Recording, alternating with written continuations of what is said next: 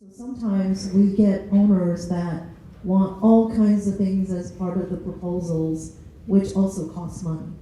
So I would say that it is both what Bob talked about, as well as from the owner side, just being clear about your marketplace and how many proposals you think are out there in your community, and how do we make sure that your project looks as attractive as possible. So my name is Jennifer Reiki. I'm with the Port of Woodland. Looking at what we're working on with exploring design build, how does this work with when you receive federal funding? In our case, we're anticipating some Economic Development Administration funding and state funding. How does that all work? So one of the things, it still works. So let's start with that. The RCW does require that you have sufficient budget and funding. We have had projects come that says, right, for example, school districts, right, they're getting authority to have a project. They may have half of their money now in hand, and the other half they're going to be going through a levy in order to get approval. And we recognize that if the levy doesn't go through, that project is probably going to be sitting on a shelf for a while. So I would say that the actual color of money, where it comes from, whether it's federal or state or local, does not actually play into whether the project is appropriate or not. I'd like to add on that, there are situations where you have to change your front end or your procurement to make sure that you've covered all the federal requirements, because the federal will trump the state. So you really need to take a look at that. But as Janice said, the color of the money on the funding is really not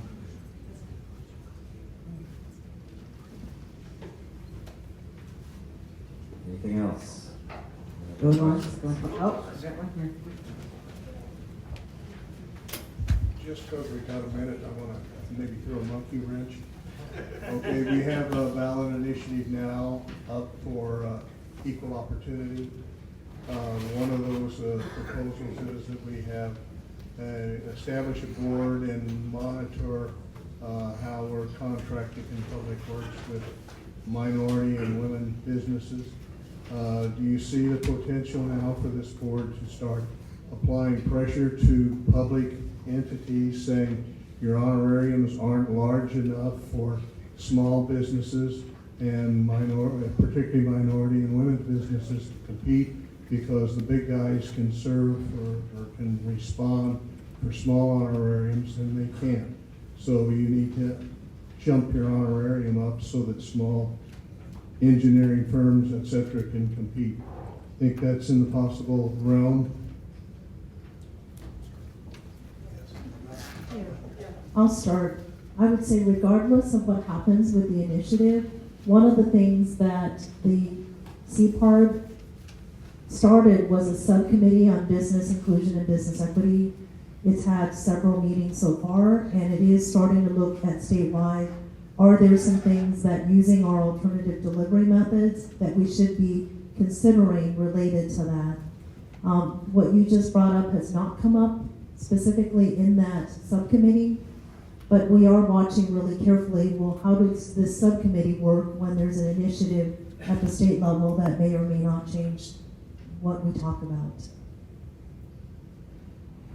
Yes, and I agree with Janice, and also, at least from MRSC's perspective, if the initiative passes, then whatever changes eventually happen in the law because of that, we would look at and maybe talk about a year from now or whenever that is effective. But in the meantime, there are other ways to, I don't think anything specific about honorariums, but other ways to encourage, and the requirements in the statute to encourage minority and women-owned businesses to also be part of the seeking the bids.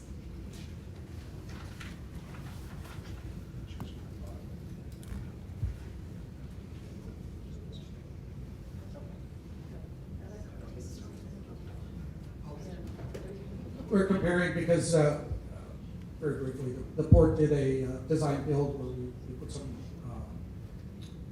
contracting goals in it, and it was extremely successful. I think we wound up with around 40% of the small businesses in that.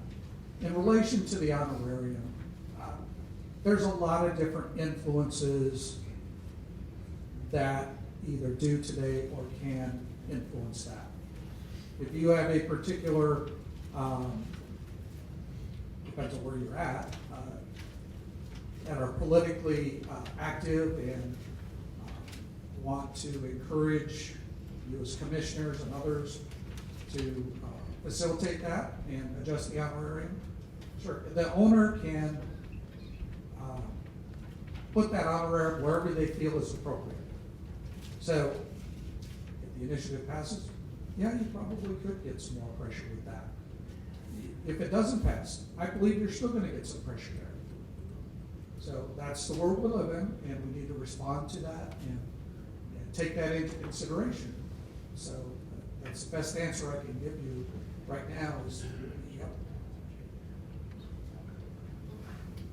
In most cases, the goals seem to become the standard. So they set a goal, but if you don't meet the goal, you don't get the work. Is that what you've seen on the MWBE requirements? I mean, like WashDOT has a goal for 10%, but then if your minority businesses aren't, if you're not above or at that 10%, they can't award the contract. So I can comment on the alternative delivery, the GCCM, the design build. We might put goals out there, like Bob was saying, we want 40% small business. And then the firms actually tell us what they're able to do, and what they tell us then becomes the commitment, not what we have as an aspirational goal. Because then it becomes part of and I would say, I would even take a step back. A big part of it is as you go out and you do your procurements, each port may have its own specific goals that it's trying to meet, right? Whether it's as the gentleman over there talked about, increasing right apprenticeship utilization because it's something that your elected body really wants to focus on, or there may be something around, I don't know, the environment or small business or WIMBY. So as you look at all of that, I would say that the alternative delivery gives you the ability during the procurement to have that conversation, right? And look at what are the goals that you have, right? Scope, schedule, budget, and then these other things that your electeds may also find of value. And in relation to your WashDOT example there, currently with I-200, you can't prescribe what that level of participation is. And what they were struggling with was they would say that they would hit 10%, for instance, and then in actuality they hit 3 or 4. And was there a penalty for not meeting that? Statutorily, that's a pretty tough one. You can't penalize that. So how do you have that accountability? So what public owners have kind of, to address some of those issues, have done is, as Janice described, it says, okay, our goal is 10%. We're going to use as a factor, in particularly the alternative public works, but sometimes in the low bid arena as well, is whether or not you propose on what you're actually willing to commit to.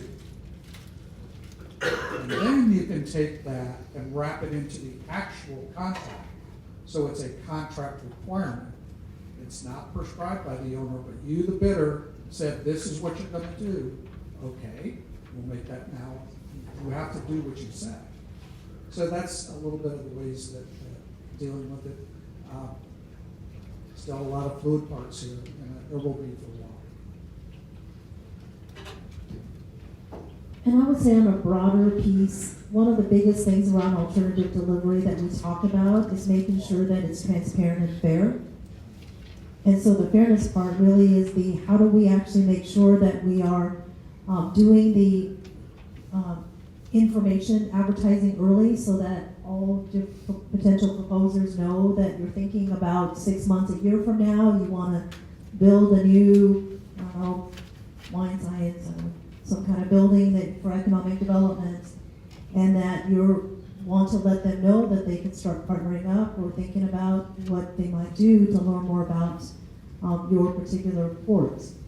So the more that we can actually be transparent about the kind of things that we want to do. And the other part that in the design build training that we have is a segment on encouraging competition. Because what we realize is that if we want to continue to use the tools we have, we've got to make sure that those that have never done it before have an actual opportunity to also compete. Maybe on the projects that are a little less risky, a little less complex. Because one of the things we're going to get criticized for as an owners is if only certain contractors always get the work. That will create an issue for us. So the more that we can look at what are the risks and goals associated with a project and only make the criteria related to that and not add a whole bunch of bells and whistles so that ABC company that you like always get the work. That will be very problematic for all the rest of the owners. Anything else? Anyone? So I have a, hopefully, maybe it's a quick one. Port of Seattle, you're implementing job order contracting. Like, do you have a quick examples of like the types of public works that fits well within that method? Sure. I'll give you a couple quick examples. We first started with job order contracting where we had noise mitigation, where we needed to do housing, insulation, window replacement at the airport. So we went out with the job order contract and utilized the book because in some instances you would insulate 2 or 3 walls and then add some ceiling or replace these windows. So it gave us the flexibility, and you can imagine, each house and the amount of mitigation varied extensively.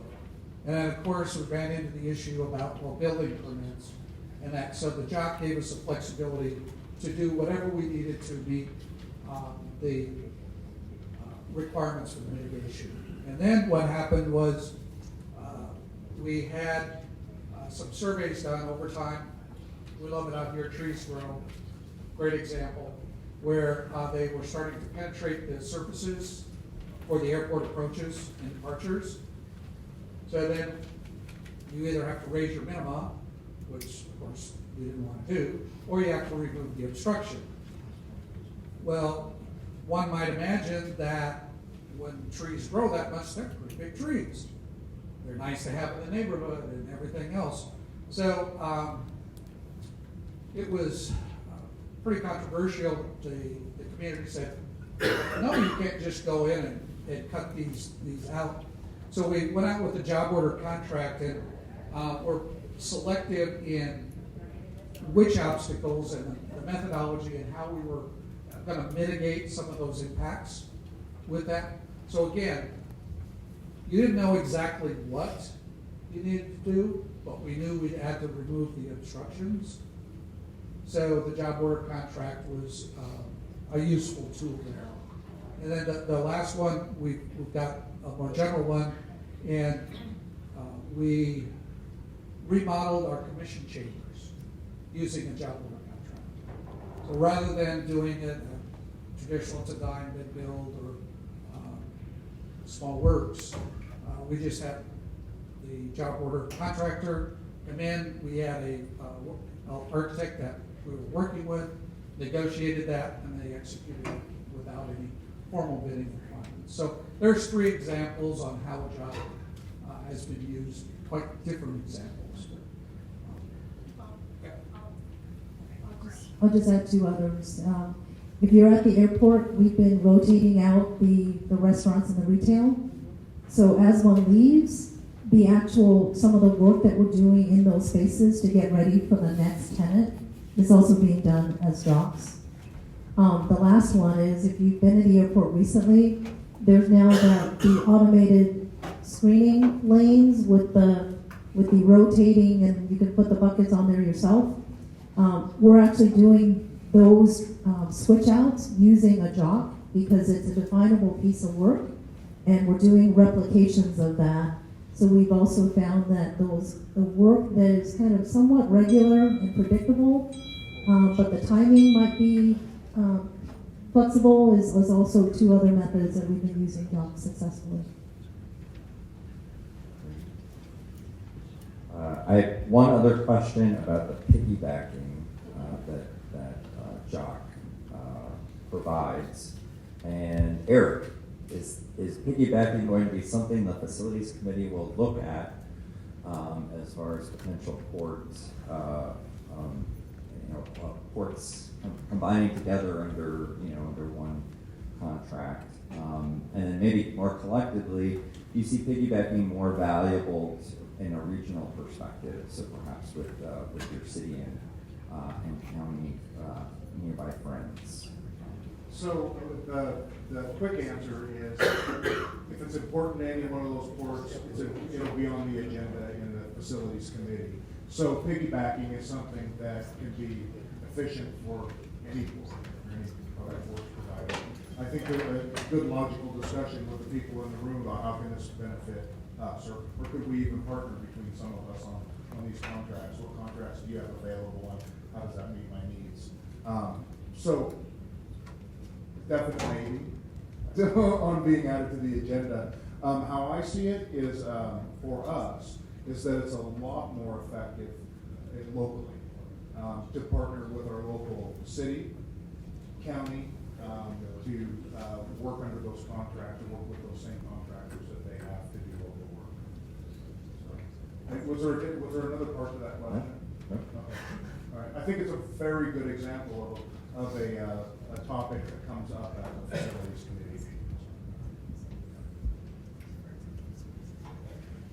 All right.